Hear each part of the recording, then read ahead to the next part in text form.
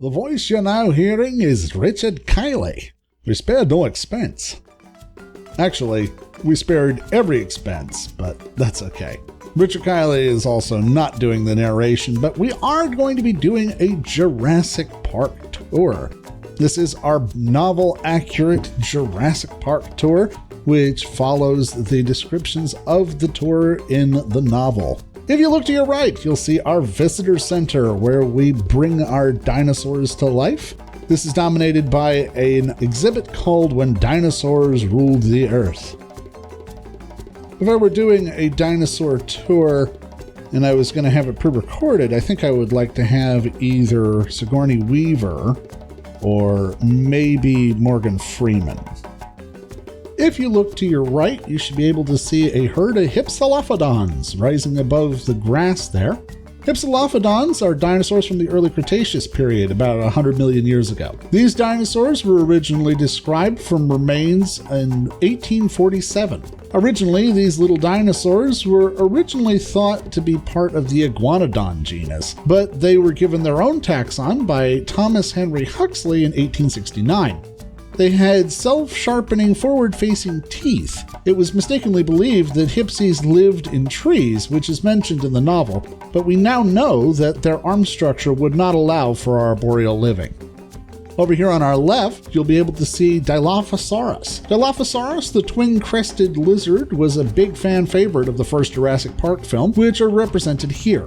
Dilophosaurus were originally from the early Jurassic period, which is interesting since the mosquito, from which we get the DNA, supposedly, did not actually date that far back in the fossil record. Dilophosaurus is one of the first large carnivorous dinosaurs. In the novel and film, the dilo is represented as spitting venom, but this idea was founded on a debate that arose during the 1980s, around the time that Jurassic Park was being written, that suggested that Dilophosaurus didn't have very strong jaws. More modern reconstructions show that the jaws didn't have as pronounced a kink as the jaws were believed to have previously, and that the Dilophosaurus was totally capable of dealing with the early dinosaurs of its time.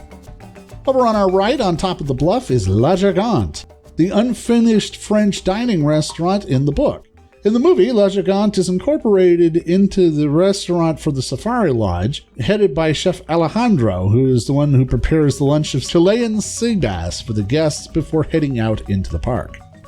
Down at the bottom of the bluff, you'll be able to see a herd of Triceratops. Triceratops is a dinosaur genus that has caused a great deal of discussion due to the morphology of their skeletons. This had led to debates as to whether or not Torosaurus was an adult Triceratops. Ontogeny is the way an animal changes in appearance throughout its life, suggesting that Triceratops changed dramatically throughout its life.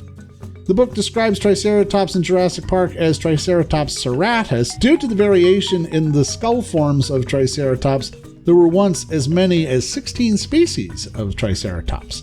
It is now believed that those described species were just morphed versions of two species, Triceratops horridus, represented here as the Jurassic Park Triceratops, and Triceratops porosus, represented as the Jurassic World Triceratops. Because so many Triceratops fossils have been found, these dinosaurs are thought to be the most prolific herbivore of the late Cretaceous. You might not be able to see them very well down the slope to the right, but we have a few modded dinosaurs here, standing in for the Microceratops, and some Dryosaurus that stand in for the Othnielia mentioned in the book. Since Othnielia were a Dryosaurid, I feel it is a safe swap. In the book, the Othies are depicted in trees and led to all sorts of problems tracking them as a result.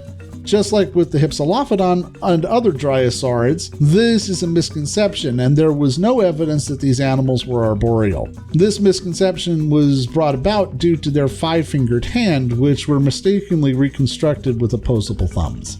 Also on our left, you'll be able to see the aviary sitting on the Jungle River. In the book, the dactyls were described as being pterodactyls, referring to the Pterodactylus atrox, which had been discovered in 1985 during the writing of the novel. These dactyls weighed 33 pounds and had an 18-foot wingspan. These animals were probably pescivorous, primarily eating fish. In the book, it was described that they were fiercely territorial, dive-bombing workers and knocking them unconscious. We know now that pterosaurs like Quetzalcoatlus could punch their prey, stunning or killing them with their powerful wings. Since Pterodactylus was also capable of walking and even running on its wings, which the book remarks on, they might have attacked in a similar way.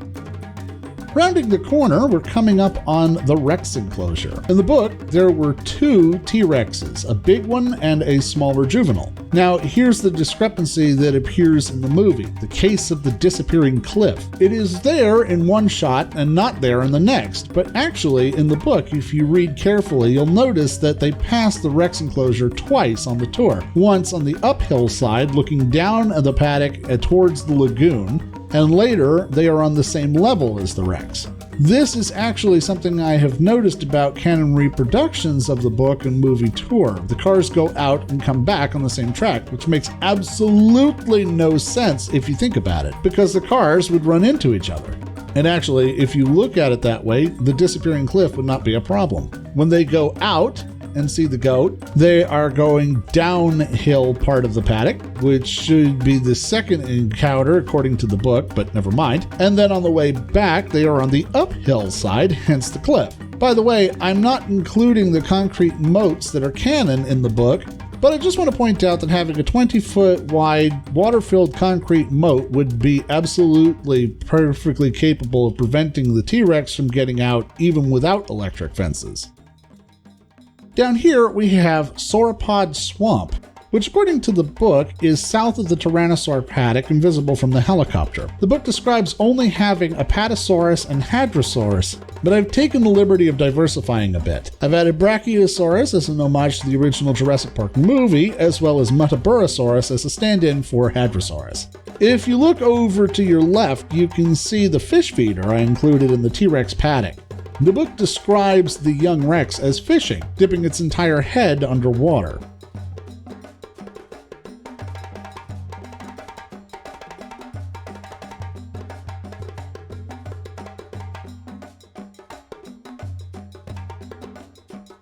Apatosaurus lived in the late Jurassic, making it an appropriate addition to Jurassic Park. Apatosaurus had interlocking peg-like teeth like the rake to eat on the leaves it would have fed on. Apatosaurus were considered low tree-feeding dinosaur, feeding on the secondary canopy of trees as compared to the primary canopy fed on by more upright dinosaurs like Brachiosaurus. Maiasaura, or the good mother lizard, were first described by Jack Horner and revolutionized the idea that dinosaurs were caring parents rather than unfeeling reptiles. Maiasaurs lived along the edge of the inland sea during the late Cretaceous, and concentration of bones found together for this species supports the idea that they had moved in herds, though this idea is still debated amongst paleontologists. In the book, the southern part of the island is much more rocky and volcanic. Stegosaurus is another Jurassic dinosaur for Jurassic Park. It is the most recognized member of the Stegosauridae family, though ironically, Stegosaurus is actually not a great example of the features common to this family. There is a long-standing myth that Stegosaurus had a secondary brain in its hip. We now know that this is no longer the case. The tail spikes on the end of the Stegosaurus tail are called the thagomizer in reference to the Far Side cartoon in honor of the late Thag Simmons, an unfortunate caveman that had a run-in with these dinosaurs, which admittedly is some trick since Stegosaurus died out 142.2 million years before the genus Homo was ever formed. For reference, when T-Rex was walking around, Stegosaurus had already been extinct for 80 million years. Over on our right, we see 2 dinosaurs that are mentioned in the book Jurassic Park, but never make an appearance in any of the Jurassic films, Tyracosaurus and Euphocephalus.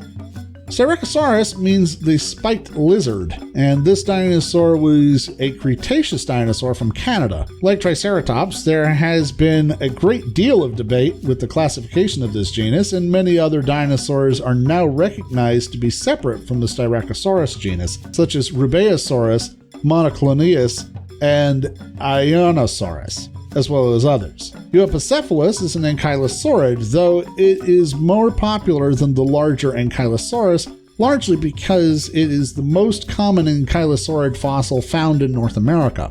Studies of the nasal passages for these dinosaurs suggest that they may have been used to cool the dinosaur's brain like a radiator.